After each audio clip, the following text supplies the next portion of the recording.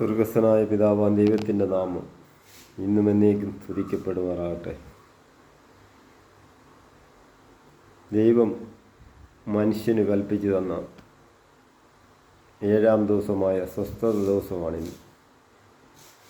ഇന്നത്തെ ദിവസത്തെ അനുസരിക്കുന്ന, ഇതിനെ ഫോളോ ചെയ്യുന്ന എല്ലാ ദൈവമക്കൾക്കും എൻ്റെ സ്നേഹം നിറഞ്ഞ ശുഭാസ്ഥലവും.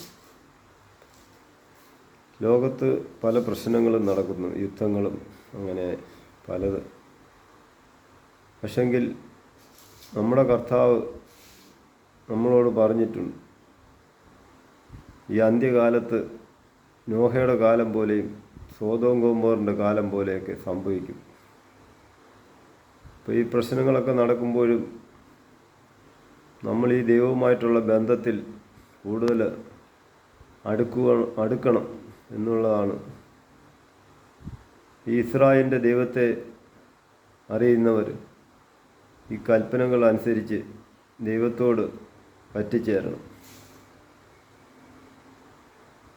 നേരത്തെ ലോകത്ത് ദൈവമില്ല എന്ന് പറഞ്ഞ് പല രീതിയിലും പല പ്രവൃത്തിയിലും ഇരുട്ടിൻ്റെ എല്ലാ പ്രവൃത്തിയിലും നടന്ന് പ്രവർത്തിച്ച്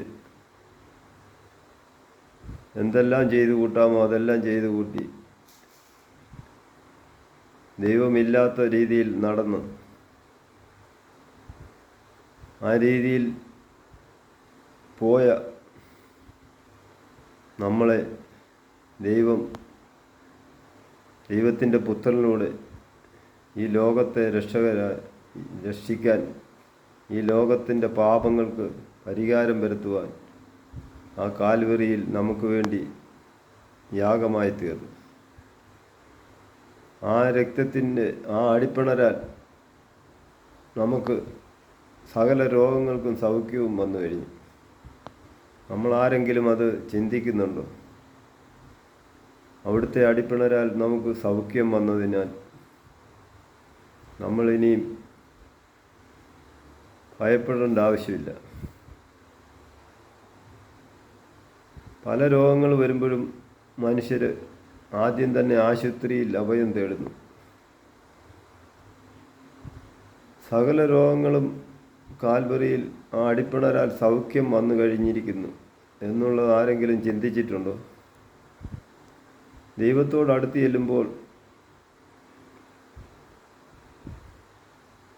ആ ദൈവത്തെ നമ്മൾ അറിയേണ്ട പോലെ അറിയുമ്പോൾ നമുക്ക് ആ സൗഖ്യം വന്നു കഴിഞ്ഞു എന്ന് നമ്മൾ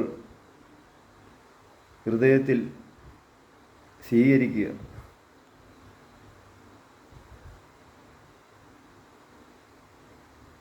സർവകാര്യങ്ങളും ദൈവത്തിലേക്ക് അർപ്പിച്ച് ദൈവവുമായിട്ടുള്ള ബന്ധത്തിൽ നടക്കുമ്പോൾ ഏത് രോഗം വന്നാലും എന്ത് പ്രശ്നങ്ങൾ വന്നാലും പട്ടിണി കിടന്നാലും ആ ദൈവവുമായിട്ടുള്ള ആ ബന്ധത്തിൽ നടക്കുമ്പോൾ, ഇനി പട്ടിണിയാണെങ്കിലും രോഗിയാണെങ്കിലും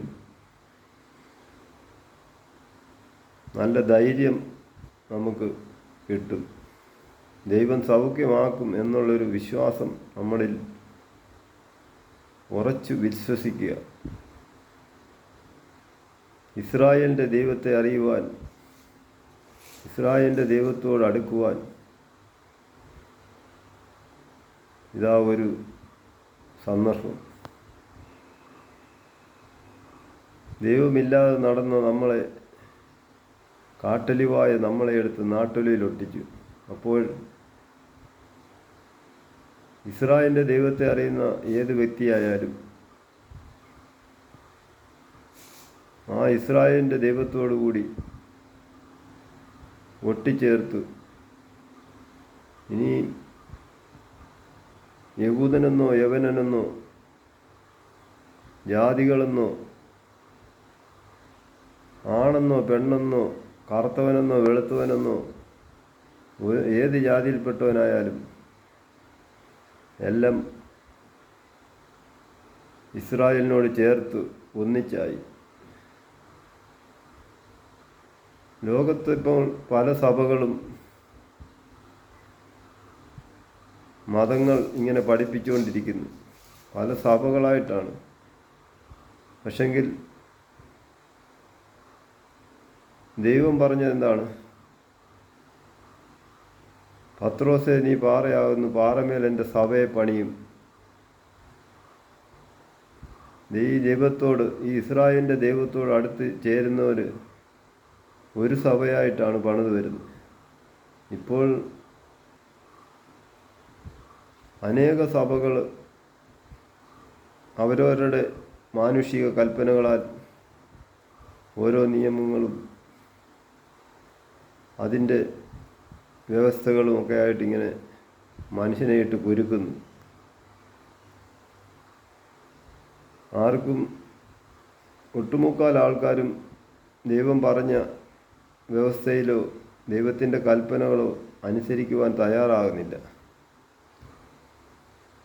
ദൈവത്തെ വിളിച്ചിങ്ങനെ ഓരോ സഭയിലും പോയി മനുഷ്യരുടെ ജീവിതം പാഴാക്കി കളയുന്നു, ആത്മാവിനെ നഷ്ടപ്പെടുത്തുന്നു. ആത്മാവുണ്ടെന്നോ, ആത്മാവിനാണ് ജീവനെന്നോ, ആത്മാവാണ് ഇനി ജീവിക്കുന്നത്, ഈ അളിഞ്ഞു പോകുന്ന ശരീരത്തിന് വേണ്ടി മനുഷ്യൻ ജീവിച്ച് ആത്മാവിനെ നഷ്ടപ്പെടുത്തുന്നു.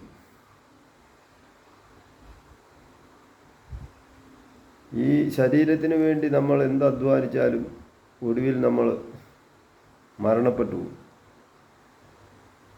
ഈ ശരീരത്തിന് ഈ ആത്മാവ് വിട്ടുപോയാൽ നമുക്ക് വേറൊരു ശരീരം നൽകും. അതിൻ്റെ തെളിവാണ് ദൈവപുത്രൻ മരിച്ച് മൂന്നാം നാൾ ഉയർത്തെഴുന്നേറ്റ് ആ ശിഷ്യന്മാർക്കൊക്കെ പ്രത്യക്ഷപ്പെട്ടത്. അവരൊരു മുറിയിൽ ഇങ്ങനെ ഇരുന്നപ്പോൾ ദൈവപുത്രൻ ആ മുറിക്കുള്ളിൽ കയറി വന്നു. അടച്ചിട്ട മുറിയിൽ ഉള്ളിൽ കയറി വരണമെന്നുണ്ടെങ്കിൽ വേറൊരു ശരീരമാണ്, പക്ഷെങ്കിൽ അതേ ശരീരം തന്നെയാണ് എന്ന് മനുഷ്യന് തോന്നിക്കുമാറ് നമുക്ക് വിശ്വസിക്കാനായി ആ ശരീരത്തിൽ തന്നെ വെളിപ്പെട്ടു വന്നു. അപ്പോൾ നമ്മളും മരിച്ചു കഴിഞ്ഞാൽ അതേ ആ ശരീരം തന്നെ നമുക്കും ലഭിക്കും. ഈ ദൈവപുത്രൻ്റെ വചനങ്ങൾ അതേപടി അനുസരിച്ചാൽ, ആ കൽപ്പനകൾ അനുസരിച്ചാൽ നമ്മളും ആ ശരീരത്തിന് ഉടമയായിത്തീരും എന്നുള്ളതാണ് നമ്മളെ പഠിപ്പിച്ചിരിക്കുന്നത്. മനുഷ്യൻ ഈ ലോകത്ത് ജീവിക്കാൻ വേണ്ടി പല പ്രവൃത്തികളും ചെയ്യുന്നുണ്ട്.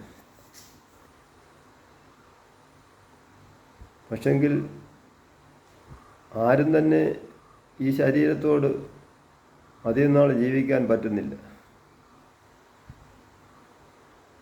ആ ഇസ്രായേലിൻ്റെ ദൈവം ഇപ്പോൾ ആ ചെറിയൊരു രാജ്യം, അവിടെ ആ ദൈവത്തിൻ്റെ കരുതൽ, ആ ദൈവം അവിടെ പ്രവർത്തിക്കുന്നത് ഇപ്പോൾ കാണാൻ പറ്റുന്നുണ്ട്. ആ ചെറിയൊരു രാജ്യം നാല് വശത്തൂടെയും ശത്രുക്കളെ ആക്രമണത്താൽ ആ ചെറിയ രാജ്യത്തെ ആ ദൈവം പക്ഷി പറന്ന് കാക്കുന്നത് പോലെ അവരെ കാക്കുന്നു. ആ ദൈവത്തിൻ്റെ കരുതലാണ്. ഒരു ശത്രുവിനും അവരെ ഉന്മൂലനാശം ചെയ്ത് നശിപ്പിച്ചു കളയാൻ പറ്റത്തില്ല.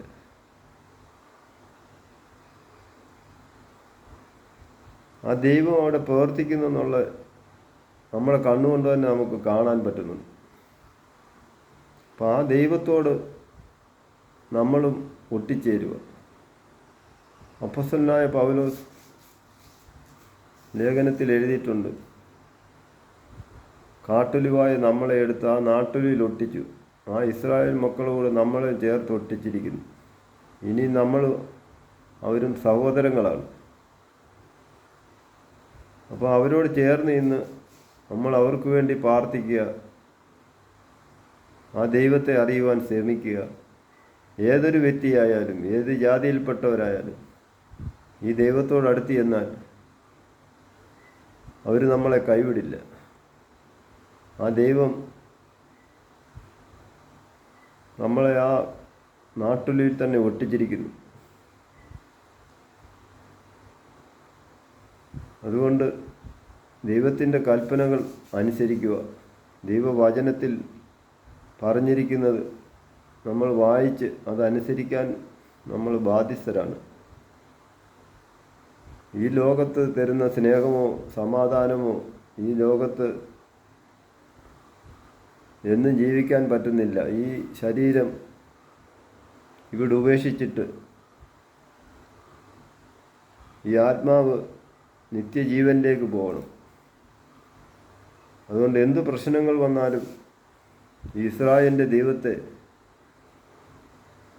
ആകാശവും ഭൂമിയും സകലവും സൃഷ്ടിച്ച ഈ ദൈവത്തെ അറിയാൻ ശ്രമിക്കുക.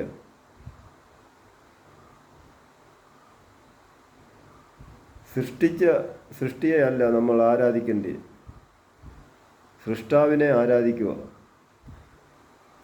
ഇസ്രായേലിൻ്റെ ദൈവത്തോട് അടുത്ത് ചെല്ലുക,